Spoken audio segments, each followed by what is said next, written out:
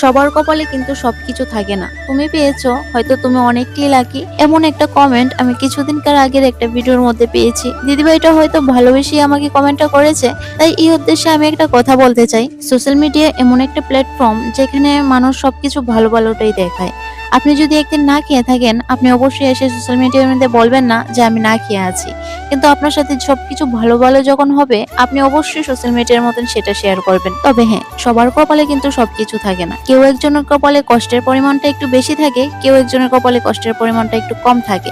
তাই বলে যে কোনো মানুষের লাইফে প্রবলেমস নাই, এটা কিন্তু না। ভগবান কিন্তু প্রবলেম ততটাই আমাদের দিয়ে থাকেন যতটা আমরা সহ্য করতে পারবো। কিন্তু আমরা মনে করি অন্যের প্রবলেমটা দেখে যে অন্যের প্রবলেমটা কিন্তু অনেকটাই সহজ আর আমাদের প্রবলেমটা অনেকটাই কঠিন। আসলে সেটা না। আপনার প্রবলেমটা নিয়ে কিন্তু আপনি লড়াই করতে পারবেন, আপনার জায়গায় এসে কিন্তু অন্য কেউ সেই প্রবলেমটা নিয়ে লড়াই করতে পারবে না। সেজন্য নিজের জায়গায় দাঁড়িয়ে অন্যের প্রবলেম দেখে সেটা বলবেন না যে অন্যের প্রবলেমটা অনেকটাই সহজ আর আমার প্রবলেমটা অনেকটাই কঠিন। আমাদের লাইফের প্রবলেম যদি একজনের সাথে আরেকজনের চেঞ্জ করা যেত, তাহলে আপনারা বলতেন যে আমার প্রবলেমটাই ঠিক ছিল, আপনার প্রবলেমটা অনেকটাই কঠিন। আপনাদের সাথে কথা বলতে বলতে কিন্তু আমি ঘরের অনেকটা কাজই কমপ্লিট করে নিয়েছি। প্রথমে উঠেই বাসি বিছানাটা তুলে নিয়েছি, আর কালকে রাত্রে কিছু এঁটো বাসন ছিল, ওই বাসনগুলো কিন্তু মেজে নিয়েছি। ওইদিকে কিন্তু সকাল সকাল হাজবেন্ড খেতে চলে গিয়েছিল, ও ক্ষেত থেকে এসে গেছে। আর আজকে কিন্তু আমার ঘুম থেকে উঠতে সকালে অনেকটি লেট হয়ে গিয়েছিল। আর ও ক্ষেত থেকে আসার পর কিন্তু আমরা দুজনে মিলে টিফিনটা আগে খেয়ে নিয়েছিলাম, কারণ ও খেতে যাওয়ার আগে টিফিন খেয়ে যায়নি। তো ভাবলাম যে দুজনে মিলে টিফিনটা খেয়ে নিই। টিফিন খেয়ে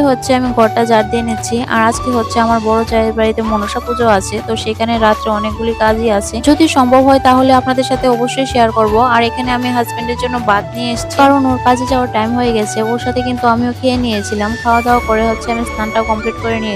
আর আজকে অনেকটি লেট হয়ে গেছে আমার স্নান করতে করতে। তো চলুন আপনাদের সাথে কথা বলতে বলতে কিছু কমেন্ট পড়া যাক। শিবানী মন্ডল বলেছে, খুব সুন্দর লাগলো দিদিভাই তোমার ভিডিওটা। Thank you Shivani. রীতা দেব বলেছে, খুব সুন্দর হয়েছে ভিডিওটা, থ্যাংক ইউ।